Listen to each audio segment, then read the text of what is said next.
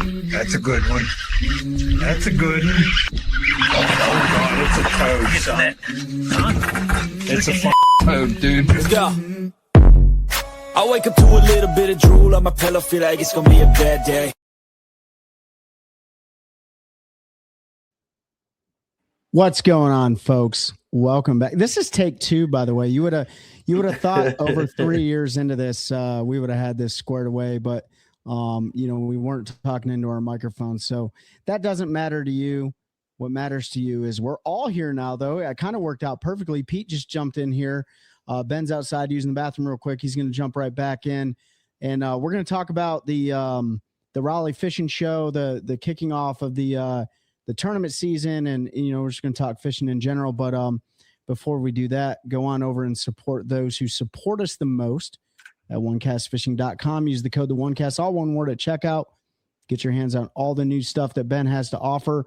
The Alewife colored stinger and the 5-inch, the 3.5-inch, the new Pearl Nighthawk that came out last year. Check that out. Long neck hooks, snagless jigs, weedless neds, all that good stuff. And then while you're online, check our partners at Carolina Waters out. You can reach them at carolinawatersnc.com. Use the code TheOneCast, all one word, at checkout to get on all that UPF gear that's going to help you stay protected from the UV rays. And then use that link that we always provide you guys to head on over to Hobie Eyewear and get your hands on all the different frames and lenses they have to offer. That new 100% upcycled kayak plastic hull float frame, fantastic eyewear, completely floats in water. Ask us how we know. And then before your next fishing trip, download the Deep Dive app, which we've been partnering with for years now. We love their product. They have all the information you're looking for to break down a body of water, from tournament patterns, weather conditions, lake levels, and everything that you need to catch largemouth, spotted, and smallmouth bass. And then move to Central North Carolina, and you're going to hit up Uncle Terry at Carpenter T at hpw.com. Carpenter T at hpw.com. Geez. Uncle Terry's with Howard Perry Walson and Caldwell Banker, licensed real estate agent in Central North Carolina. Great friend of the shows, great sponsor, and great partner. It's going to get you set up in the house that you need to store that beautiful bass boat. He's a bass angler himself. So we were on a heater. This is take 2. We were on a heater, and then Pete graciously jumped on and was like, yeah, the mic's not working. We're like, sweet. So we were about 25 minutes into it, but that's okay. We're here for you guys. And, we started off, we're going to start off talking about the tournament season is upon us. I think we were talking before, and it was like, right after that Christmas hump, we slide into that new year and we look back and we're like, man, where did 2025 go? Mm-hmm. That thing flew by. Couple recaps of 2025 real quick, some highlights. We got the chance to fish the Fisherman National Championship down in Lake Murray. We talked about that before. That was a big pinnacle of my fishing, I wouldn't say career, but my fishing experience. Never fished a tournament that big before. I know Pete had a great time. Ben came down, showed a massive amount of support, ran around the lake with Pete's dad. So that was a really fun trip. The Take a Warrior Fishing Saltwater Slam. It was the first one we ever had with Take a Warrior Fishing. That was a fantastic event out of Beaufort, North Carolina, in Town Creek Marina. So stay tuned. Head on over to warriorfishing.org, and you can see all of the events that we have planned for 2026. A lot of them this year. We're growing in serious capacity. Yeah. So check out that event. So that was a huge event. So we had Fisherman National Championship. We had the Saltwater Slam with Take a Warrior Fishing. What were some of the other really big events in 2025, if you guys remember? Anything that comes to mind? You and I fished the first the Special Olympics tournament there in Sharon Harris. That was a lot of fun. A little bit smaller derb. They still had a pretty good turnout for the first year, so looking forward to that one again this year. Absolutely. Speaking of that, I will say that because so we had a guy come out of their booth this last weekend. So we were at the Raleigh Fishing Expo this last weekend, the first show of the season, and we'll probably talk about it a little more. But on that note, there, I had a guy come over, and he had won one of the door prizes that OneCast Fishing. I think I put together some Nighthawks and some jigs and all. He'd come over. He's like, he had won that door prize, loved the event, but he also really liked the baits and bought a bunch more. But it was just pretty cool that, I couldn't make that event because I had commitments, but you all were able to fish it, and I was able to support it with the prize packs. It was just awesome to guy none of us really knew. I don't know if you guys had met him. I don't think you guys probably met him at the tournament, but could have. Just came over. He's like, yeah, this is, we saw you guys out there, and I thought it was pretty awesome. At least, and that's what's so great about these, the Raleigh show for us is it's local. We do it every year, so we see a lot of the same folks. It's kind of reconnecting. It's the start. It's in January. It's the fishing season. Tournament season's about to kick off here, so it's just kind of, it gets everyone in that the fish juice is flowing for everybody. Yes, that's what it is. Yeah, you're right, man. Like, hey, I'm holding up gold here. Pete and I didn't get gold from it, but this is a really cool 100% 24 karat gold. No, I'm just kidding. Special Olympics coin that we were presented. We took second place in that. Granted, the finish didn't matter, but it is Sharon Harris, so it's kind of our home lake. So I feel like we got to, show out. And it was our best tournament finish of the year. We seem to be, bridesmaids in a lot of these tournaments. One day we'll get there. But that was a really special event. Thanks for bringing that up, Pete. I totally, that one slipped my mind. So yeah, we had some really cool highlights of 2025, man. And, we'll get into the Raleigh Fishing Show later because I got some baits that I want to bring up, and I want to recognize some local companies. I think it's important. But the fishing community here in Central North Carolina it's fantastic. We got so many cool people.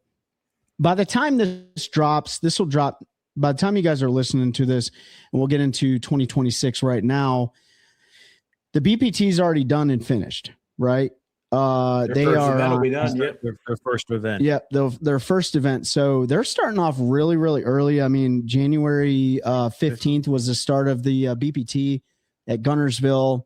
And if you go back and listen to our schedule breakdown, Ben and Pete and myself kind of pick who we believe the victors of the event are going to be. I have no idea I have no idea who I picked either. I don't remember. But we'll go back and listen to it to see if we were if one of the three of us picked the victor. But that really jumps off the 2026 season, and looking forward to that event.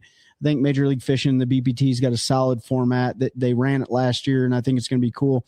I think you're going to see, because of the weather, you're going to see. Ben, you talked about it before, but you talked about forward-facing sonar. It's probably going to be pretty dominant. I think. I mean, it's starting this weekend.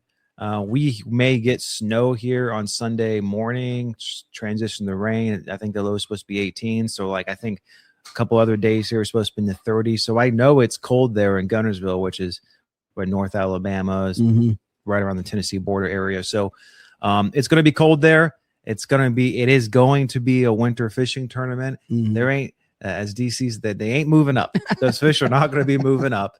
And I think it's going to be dominated with that forward-facing sonar period just because of that. Yeah. And that's the way it's going to be. I think most of those fish are going to be caught when you're able to see them, because I think the pickings will probably be few and far between. With the exception, I could see some of the big fish coming in some of those periods where guys aren't using it because they're basically going big fish hunting is what they're doing. And we talked about it before. I still think you're going to see lipless crankbaits, chatterbaits, and stuff like that play a role. Maybe if they get some sunshine and a warming trend at some point, you might see that grass. The grass is going to play regardless, but where are the majority of the fish going to come from? We'll know by the time this episode drops and stuff like that. And then it really hits off with Bassmaster opens, man. Like on the Kissimmee Chain Division 1, you have the Bassmaster High School, followed by the Bassmaster College, followed by the Bassmaster Open Division 1, followed by the Bassmaster Kayak Series, all on the Kissimmee Chain within a 2-week span. So that place is going to get absolutely hammered. And depending on the weather, they may not be moving up. And, I don't want to give away too much stuff that I know about the place, because people that compete against us are listening to this, but I think that's going to be a really fun event. And then Division 2 doesn't start until February at Lake Sam Rayburn. And then the MPFL doesn't start their first event, and then the Elite Series. I think the Elite Series start in February, don't they? Yeah, they start that February, I think 5th through 8th, and they're on Gunnersville too. They're on Gunnersville, which will be interesting because that is not a forward-facing event for them. So there will be no forward-facing in play. So it really depends on weather. 3 weeks can be a lot between January and February. It just kind of depends on how it sets up. But that one could be maybe there's a few more fish sliding up, or it might just be a dead winter event again. Yep. And then the MPFL cracks off in March at the Harris Chain of Lakes for their stop number 1. So really the point is the Raleigh Fishing Show kicked it off, got the juices flowing. The tournament series at the national level are, getting ready to kick it off. We got friends in all the leagues, and, we wish them well. Really pulling for, Dustin Smith. If you guys didn't listen to that episode, go back, check that out. Really cool story. The way Dustin qualified for the BPT is going to be his rookie season there. He's definitely not a rookie at fishing, but he's taken a very different approach than pretty much all of the other guys in the league. So check his story out. Leave us feedback. Let us know what you think on that. And then, Pete, before we dive into the Raleigh Fishing Show, is there anything you wanted to say on the tournament series this year so far? I mean, we're getting ready to start too. Yeah, no, just look forward to getting started. Yeah. Take Order Fishing. We've got more events than ever, going to a couple new states. So looking forward to that. And then the Fisher's Men will be a good season. So just looking forward to getting rolling. We got about a month and a half or so before our first one. Our first one's the first Saturday in March. So yep. Look forward to getting out and poking around on a lake where neither one of us have a whole lot of late winter pre-spawn experience. So yeah. And I was trying to get AI to pull our episode and create me a quick guess on, or a quick what's it called, transcript from the BPT episode, but I can't figure it out that fast. So. it takes a little time for it to actually. I know there's a way to do it. I was just interested who we get. I know I picked a local, but what's funny is I probably picked Wheeler. Yeah, you probably did. I think I honestly picked Dustin Connell for that one, if I remember correctly, just because of what he did last year on Gunnersville. But, I may have picked Drew Gill. Or yeah, you Drew Gill, but I googled the OneCast podcast, and we have an IMDb section and stuff like that. Really? Yeah, dude, that's crazy. It's kind of crazy. So I didn't even know that. But yeah, so speaking of that, and yeah, Pete, you're right. March 7th, man, we kick off on Falls Lake. And I kind of want to bring that up to – no, wait. Let's talk about this. Ben, you said something in take 1 that I thought was really important for us to talk about before we really jump into the Raleigh Talking show. about the FFS? Yeah, just like the narrative, the lack of that conversation. So this can transition to it. One of the great things about the Raleigh show is because, again, it is local. We know a lot of folks. And so we actually get into talking a lot of fishing. It's not always the same talking points about the baits and stuff. In the booth or the Hobies that were there, that the eyewear, but because we know these folks, we talk about the local lakes and all. And one thing I noticed throughout the entire event is that there has been a lot less conversation regarding forward-facing sonar, at least on our end. The topic of conversation came up less, but more importantly, when it did come up, there was very little complaining about it for most people. The vitriol that was so high the last couple of years. And I even think I've seen it kind of dwindle a little bit on social media, because now all the leagues have their own rules. They're doing their own thing to deal with it. Folks are either going to get it or they're not. They've kind of accepted it. And there wasn't a whole lot of conversation around that, with the exception of, hey, I was out fishing. I was scoping. I shouldn't have been scoping because I got beat by these guys who were going shallow. Yes, sir.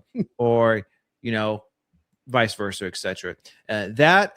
So less hatred and all, kind of that division. Noticed a trend of less of that. And second is that a lot of guys who do use forward-facing sonar, like the jig head minnow, is not as effective as it used to be. Mm-hmm. And I don't know if we want to talk about that, Trey, because you also were talking about how you saw less live scope specific baits. Yeah. I mean, Ben's spot on, man. I can't think of a single time during the 3-day Raleigh Fishing Show that I had a conversation at all about forward-facing sonar. And like we said before, the show, we've done a really good job, I think, of staying away from all that forward-facing, anti-forward-facing rhetoric that's out there. And, we really wanted to stay true to, which is us just bringing you information. And we haven't even talked on the show a bunch the last year. Not really. So it was really a breath of fresh air. And yeah, one of the things that I noticed, and I don't know about you guys, but kind of, between breaks and stuff and make my way around the show, I didn't see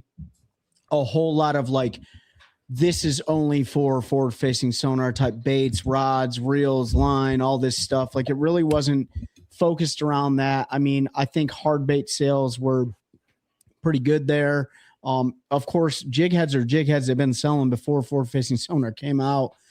It just seemed different to me this year. Now, granted, last year we had a snowstorm or bad weather and stuff, so that did kind of affect the foot traffic. But nevertheless, I think that there was a lot more. I felt like it was more positive this year. I didn't feel like there was, negativity and divide. Pete, what do you think during your couple days there? Yeah, I mean, I think the lack of forward-facing sonar baits is just the nature of there's only so many ways to make a minnow. Yeah. So you're starting to see some different things, and I think the industry has recognized the divide that it's caused. So they're kind of trying to shy away from calling something forward-facing only, especially because you're not going to see it as much with the different leagues and different rules. So I don't think it's going to be as big of a highlight as it has where you're watching guys for 9 tournaments out there pinging a minnow every single one.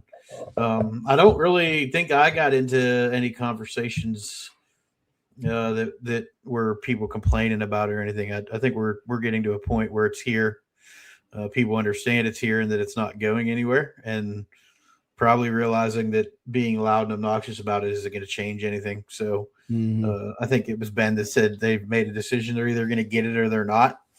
If anything, I heard more people talking about getting it than I've heard talking about avoiding it. I did too. Yeah. I had a lot of people ask me about what I use. And, I had a really good conversation with John Cruz, who's a friend. We took him out to dinner Friday night, my wife and I.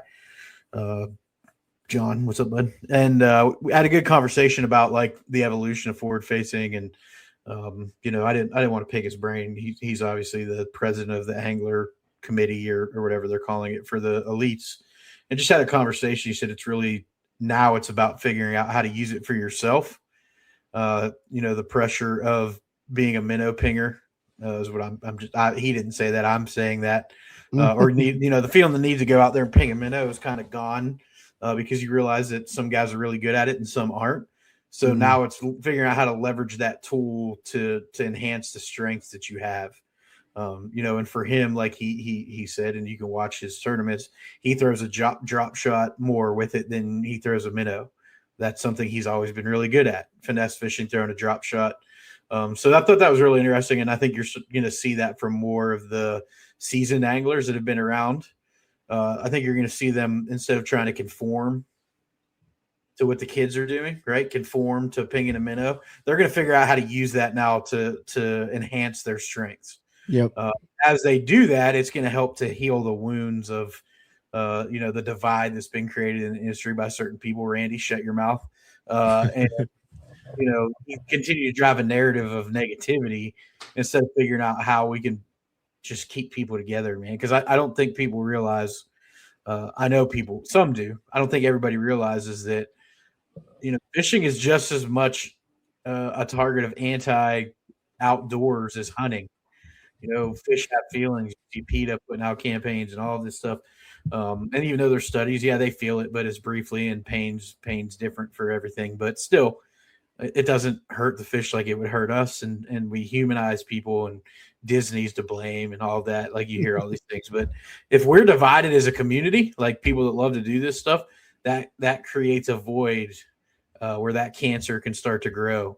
And it just gives them fuel. Like, look, these guys are out here arguing about what's good or bad about what they like to do. And so is it really good for the animals, blah, blah, blah, blah. So hopefully we're healing as a fishing community, sport, whatever you want to call it. And I think we got to see it at Raleigh. So I'm excited to go down. I was supposed to go to Richmond this weekend. I don't think that's going to happen, mostly because I haven't heard from the folks I was supposed to go with.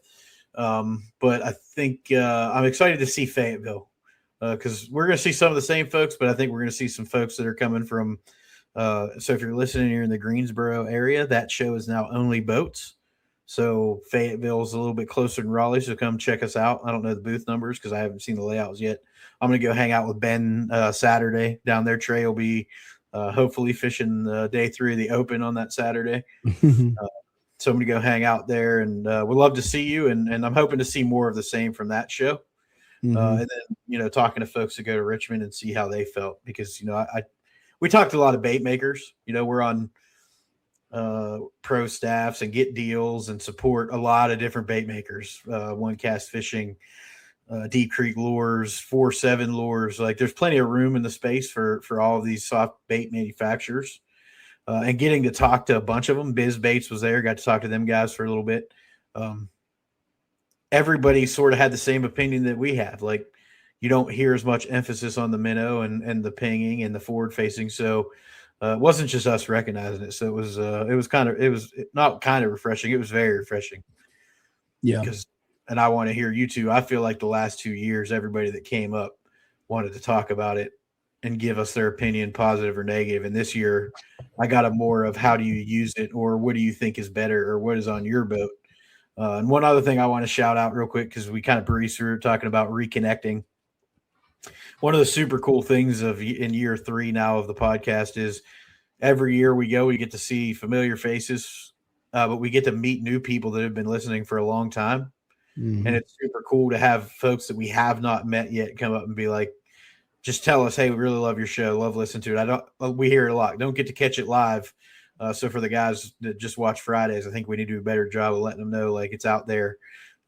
We have another episode. It's not just the ones on Facebook and YouTube. Like there's other stuff, but it's still super cool to meet people that are like, yeah, I watch. I don't get to catch it live because of the kids, or I don't get to watch it live because of work, but I follow up after, and I really love what you guys are doing. So it's always super cool to meet new folks. So if any of you are listening that stopped and said hi, or if you've been hesitant to, like, come talk to us. We're just regular dudes. I don't feel famous. It's still weird for me when we're at a boat ramp and they're like, you're the OneCast guys. And I know Trey and I have got it a bunch. I'm sure Ben's heard it from time or two, but it's super weird, but it's also very humbling. So we love that stuff. So don't be afraid to come talk to us.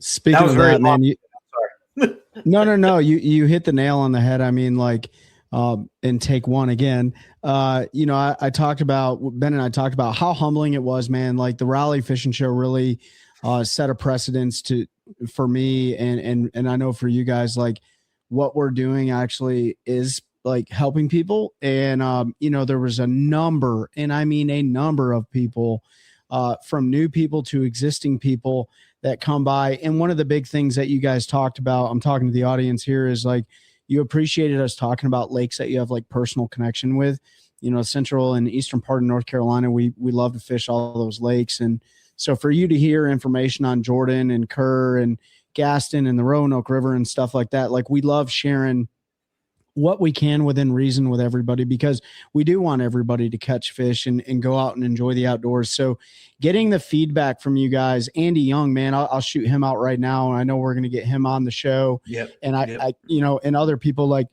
man, like anybody, this show is open to anybody, and we really appreciate your support. The other humbling thing, man, and it's just the sheer fact that we've had like really loyal audience followers, like the Fuchs family, come all the way down from Jersey again, bring their daughter on her birthday and stuff like that. So, obviously we know that that's no small lift, like making that trek down here. And so that stuff doesn't go unnoticed, and probably why Christine wins every drawing that we ever have. But, we appreciate you guys coming to us, and that just like reinforces the fact that we're doing something that hopefully matters to you guys. Cause I know it matters to us. We love having those conversations, and the Raleigh Fishing Show is the perfect way to get stuff kicked off and get the juices flowing. Speaking of, I think what makes me happy is we're building a community of good people. Mm-hmm. Like we don't really have anybody that isn't a good person that interacts and we talk to and stuff. So you see it with some other things with social media. I know that's not always a great indicator, but we haven't got much of that. I mean, from a time or two, but we tend to take the trash out pretty quick because it's just not what we want to build. So that's also like, I mean, what do we always close with? Yeah. Anglers helping anglers one cast at a time, man. It's just it's humbling to me to know that I could put a post out on social media through the podcast needing help, and somebody's probably going to come help me. 1,000%. And if they posted on ours and we could help them, we were going to go help. And it's just to build that is like, I mean, that's what we wanted to do when we set out. So it's super cool to see it growing and actually happening. The last thing I wanted to say before we jumped into the Raleigh show, because I wanted to highlight some new baits and some baits that came out this year that are local North Carolina baits. I think that's important. And that's what people like, is that local North Carolina touch on this stuff. But man, I'm no pro.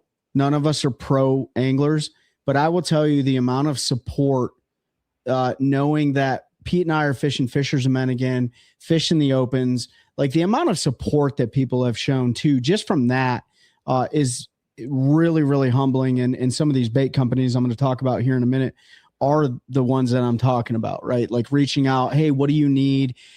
Big Mike, man, Mike Burchett from Elevate Outdoors. Hey, made the statement, hey, if you ever need anything when you're on the road and you need something overnighted, reach out. And that means a lot. I've never bought a boat from them in my life. Obviously, I buy a lot of tackle and stuff from them, but just great people over there, great people all around. But yeah, I wanted to highlight some of the baits, and you guys bring up some of the stuff you saw too. The first one I want to talk about, not because it's obligatory or anything, but because OneCast Fishing is a sponsor of the OneCast. They're also my title sponsor for the Bassmaster Opens this year. Ben did a really good job at bringing out a couple new soft plastics this year. Obviously, if you've been listening to OneCast Fishing and following them, the snagless jig was launched in 2022. That's still rocking and rolling with the bladed one, the swim jig, the flip-in, the football, the punch. All those jigs are still there in very simple color schemes. And I can't tell you how many conversations I had with people at the booth about how simple your colors really truly need to be. Right. And they all understood it. They're like, I don't understand why some things are rainbow colored in this pattern or pink or whatever. Bass don't see in color. So yeah, exactly. I'll tell you why. It's there to catch the angler. Yeah. Right. It's there to catch the angler. It's to catch the angler. Bass don't see color like we do. It's simple. Green pumpkin, black and blue, something like a white. Yep. As long as it looks close to being natural, to something the bass are going to eat, they're probably going to play in it. And I know it's one of those things. We all have days where we swear by just a little dab of dye or just a little bit of red flake or gold, or I don't know, pick a random purple sunfish. I don't know, that makes the difference. Yeah. And maybe that is true. Maybe it's not. But for the majority, your black and blues, your green pumpkins, something brown, or orange, and then like your shag colors, and that's going to cover like 90% of your fishing. I've been saying it for years on the show and outside of the show. You need 3 colors in your boat. You need green pumpkin, you need black and blue, and you need something that imitates shad. And that's really all you need. If you're in Florida, you might want something that imitates gold shiners, because they got them down there. Other than that, you can catch fish anywhere. That being said, there are absolutely times where little hints of color can make a difference. For sure. In the spawn, for instance, a little bit of red here and there can make a difference between taking 30 minutes to get a bedfish to eat and taking 10 minutes to get a bedfish to eat, because there's something about red in the spawn. Methylate, that's a color that absolutely a certain time of year, there's something about it, the fish hate it, right? Like spawn, post spawn. But if you have those 3 colors, you can still catch fish, and those fish as well. There's just times where those little hints are more. Those little hints of color and little color difference can be more effective. You don't have to have them, and that is the beauty of OneCast Fishing. It's the same thing like rods and reels. Like you can catch pretty much every fish on like a 7-foot medium heavy, but there's certain rods and reels that setups and gear ratios and retrieval speeds that make it way more efficient and more likely to actually catch those fish land them, I should say, in the boat or on the bank or however you're fishing in the kayak. But I mean, you go out there and catch them on a 7-foot medium heavy. Yeah. Pretty much any style. That's right. Yeah. So so the one thing I wanted to highlight, so everybody knows the Nighthawk. If you're watching this, I'm holding up a Pearl Nighthawk here. Ben launched that last year. It played a huge role in Pete and mine's Fishermen National Championship. This is a great multi-purpose bait. I've talked about it on my YouTube channel and stuff like that. But this one that I wanted to talk about real quick, Ben, you came out with a 5 and the 3.5 inch alewife color stinger. Fantastic soft plastic. I'm holding it in my hand. If you're watching this, you can probably barely see it just because of the color and stuff, but it has a lot of great action. And the thing that I wanted to tell the audience about this is a really cool deal because it's not a jig head minnow, but you can bite the tail off from it. You can put it on a jig head with a hook point sticking out the top.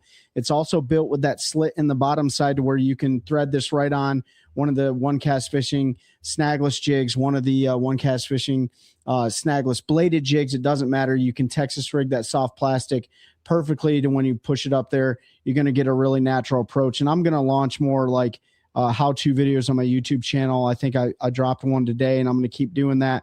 But what I really like about this bait is you can put it on pretty much anything. You can put on any chatterbait of your choice or bladed jig of your choice, swim jigs, the back of a buzz bait if you're throwing the right buzz bait. You can Texas rig this itself. You can throw it weightless. You can do all sorts of things. And that's the one thing, all the hype of the straight jig head minnow that's been going on for a couple years now. There's not much that looks more natural than a simple paddle tail swim bait. There's not a hard bait that looks more natural unless you're looking at a glide bait or something like that that's hand painted. But a paddle tail swim bait is a very, very effective bait in the fishing industry altogether. So I just wanted to point that out. I think that's one of the coolest things that OneCast Fishing came up with this year, especially in the alewife color, because it's not your traditional white, traditional bone, pearl, something like that. It has enough contrast in it to where it looks very, very natural, both in clear water and stained water conditions. So I wanted to bring that one up. Before I move past that, do you guys got anything? Nope. Good job. So like we said, head on over to OneCastFishing.com, use the code TheOneCast and save money at that. The second one that I wanted to bring up, I'm going to go soft plastic and then hard baits. Mm-hmm. So we've had him on here before, Philip with 4-7 Lures.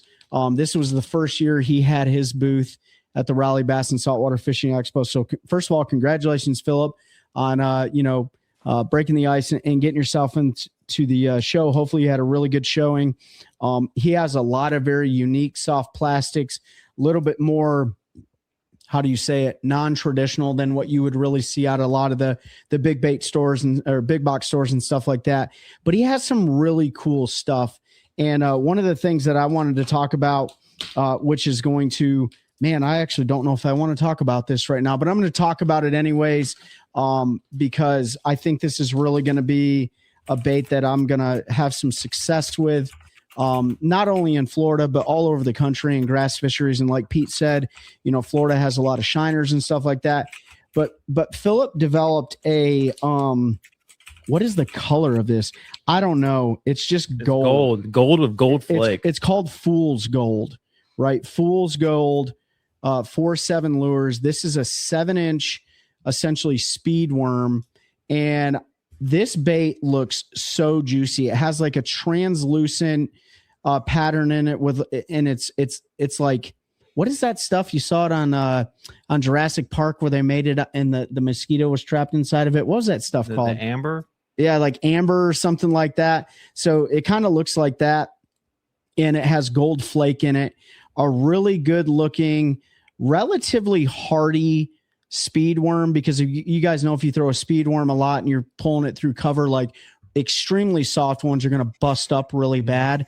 But I'm going to pair this thing with that new a specific speed worm hook outside of the long neck hook. They make one that has like a swivel on the end of it to where your worm can kind of rotate naturally with it. I think it's made by Gamakatsu, if I'm not mistaken. It's like a 7/0, so it's a big one. So if I can't get them on the long neck hook and I'm trying to keep that tail down and swim across the top of the water, I think this worm is really going to be something that they eat down in Florida. I could be dead wrong. They may just want a traditional black and blue or a green pumpkin or a June bug color, but I really wanted to give Philip over at 4-7 Lures a huge shout out. And I'm going to say this, even though I went on to spiel how color doesn't mean that much, but we also talk about how it can.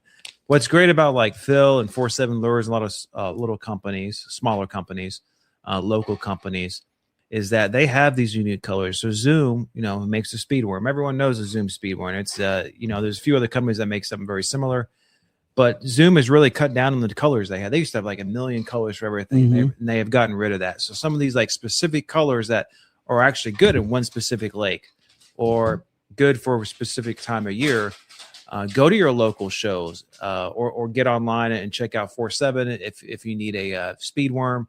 A lot of unique colors that way to get you, close to it exactly what you want to throw.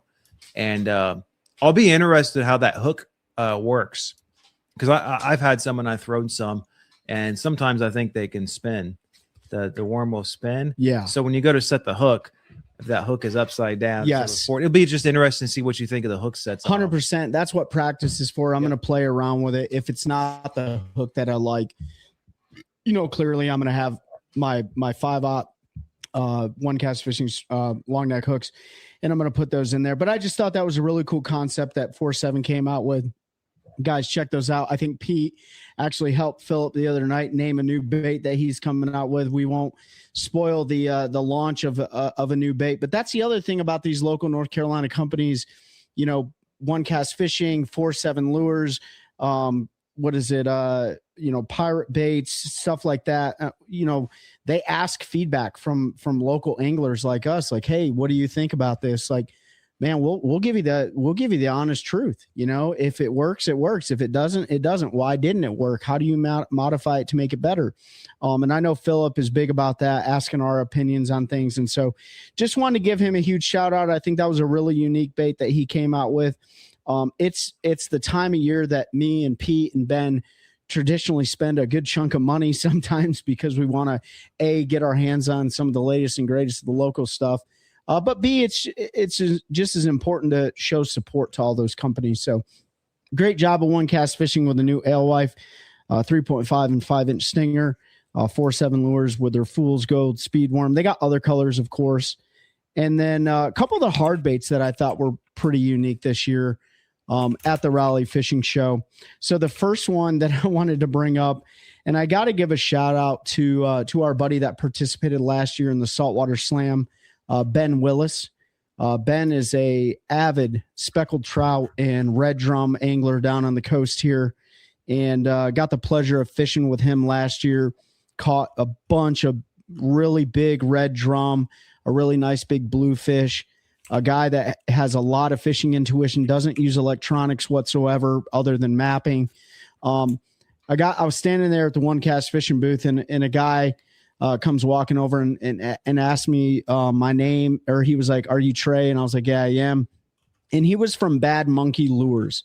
And Bad Monkey Lures makes these beautiful handcrafted topwater baits, spook style walking baits, pop R style baits and stuff like that. And so he walked over and gave me one of these handcrafted like pop R style baits. It's a little bit bigger. It's almost like the size of like a regular size Rico or something like that, bigger than like a KVD Splash. This is a 3-inch. I don't even know what it's called. It's just a popper, man. And they, I think this was their first year at the show, if I'm not mistaken. So Bad Monkey Lures, they're here in North Carolina. Like, check those guys out. I think they're down more on the coast, if I'm not mistaken. They make some really cool stuff. And so I'm definitely going to give this thing the good old college try in Florida. That's a more of a brim colored popper. And, they only sell their product at fishing shows. They don't have a website or anything right now. I think that's something that they're going to be working on. But, the man, I don't know the gentleman's name, him and his son, they make some really beautiful baits. So just wanted to give those guys a shout out. So if you know anything about Bad Monkey Lures, or you got friends or connections and stuff like that, give them a shout out. The last one, and then I'll turn the mics over to you guys. So Pirate Baits, owned and operated, if I'm not mistaken, Pete, by Damon Clark. Is that right? Yeah, been around for quite a while. Yep, been around for quite a while. Very, very, very hard to get your hands on some of these baits, and also very, very secret until now. Well, I'm going to throw it out there. No, you're fine. It's out there now. I mean, it's out there now. He painted more baits for this show, I think, than he has since he started the company, like, at one time. So,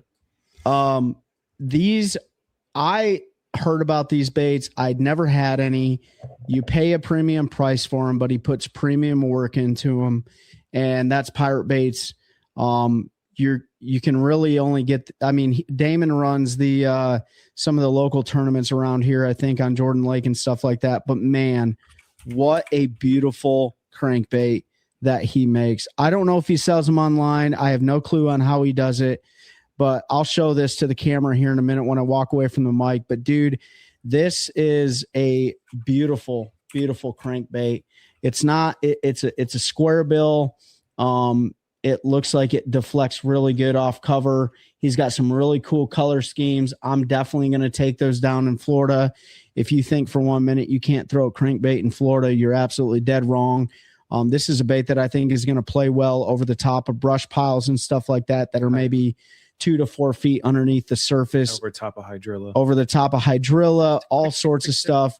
And so just wanted to give Pirate Baits a huge shout out. So 2 hard company lures, a soft plastics lure company, 4-7 lures, and OneCast Fishing. You guys they all did a great job this year launching some new product. I'm going to hand it over to Pete and Ben while I show this to the camera real quick.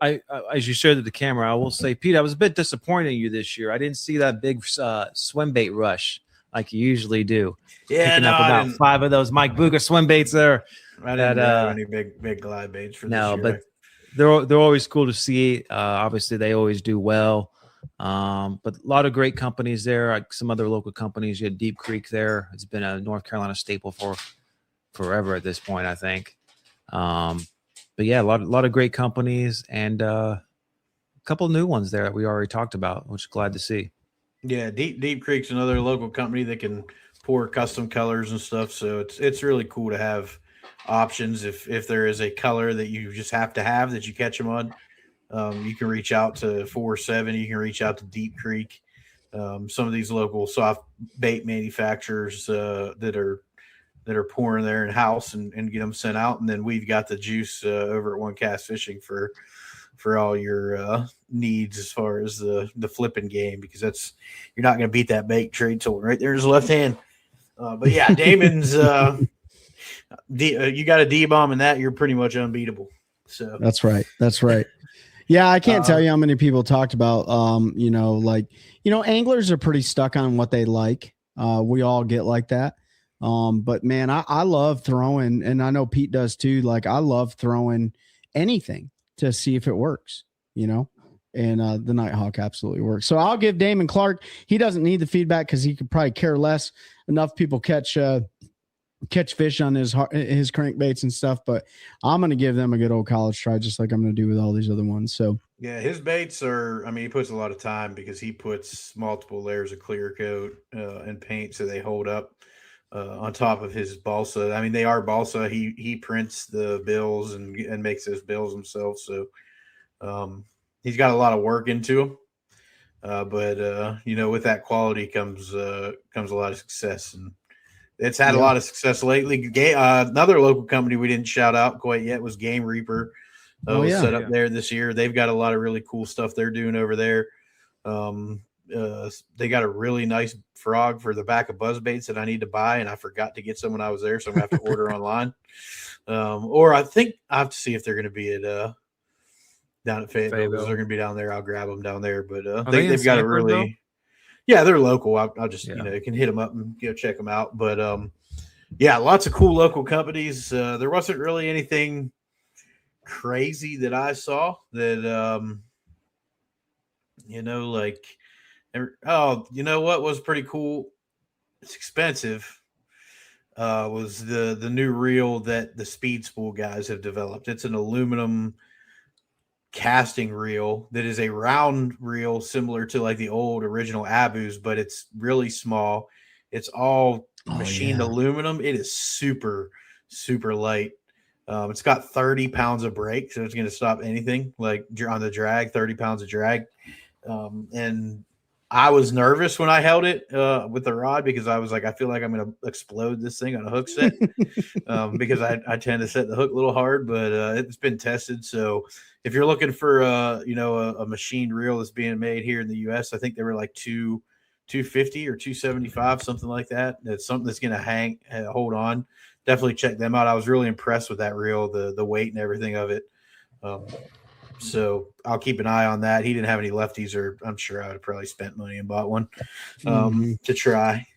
Cashin was there. Cashin's running some really good show deals. If that's what you're into, make sure you check them out. But there may be some new bass rods coming. So we're looking forward to talking about that a little bit more for our local North Carolina folks. It was a fun show, man. I don't know. It just seemed really chill this year. It was Like, chill. it was super busy when it had its rushes, but it was I don't know. It didn't feel like I don't know. It just had a different feel this year, and I mean in a good way. I hate to like talk like the kids, but like the vibe was good. People were happy. It was bussing. Yeah, it was bussing, man. I think that you're gonna say when you eat or something, right? I don't know.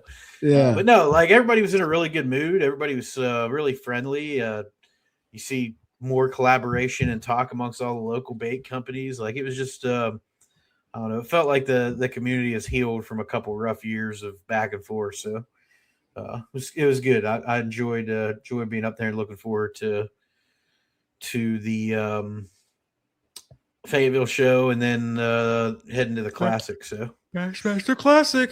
You know what I didn't notice this year at the show either is I didn't notice any young anglers walking around asking for sponsorships.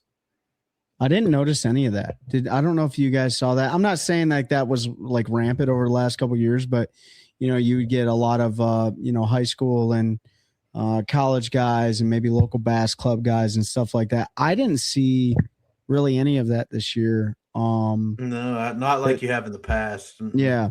So I didn't see that handout method that, one of our good friends talked about, instead of, providing value, people are looking for handouts. I didn't see a whole lot of that this year. I feel like things are just kind of getting like more mature. I feel like we hit like a level of immaturity over the last few years, just with all the polarizing topics and stuff this year. You're right, Pete. It just felt more like just chill. We had our buddies from Elevate Outdoors. They brought some stuff up there, and they had a pretty good show. And if you're looking for, a new bass boat or they have a variety of boats, but Elevate Outdoors had a pretty good show. They carry Skeeter, Phoenix, and Bass Cat, and then they have Tidewaters, and now they're carrying, I think, Can-Am and stuff like that for ATVs and stuff. So I think they had a pretty good show. And other than that, yeah, that's pretty much all I can think of, man, with the show. Anything that you got on your end? It went well. Great event this year. Definitely helped. The weather was nice. Didn't get frozen out this time. Yeah. Gotta give a shout out to Jeff Christian, man. He was there.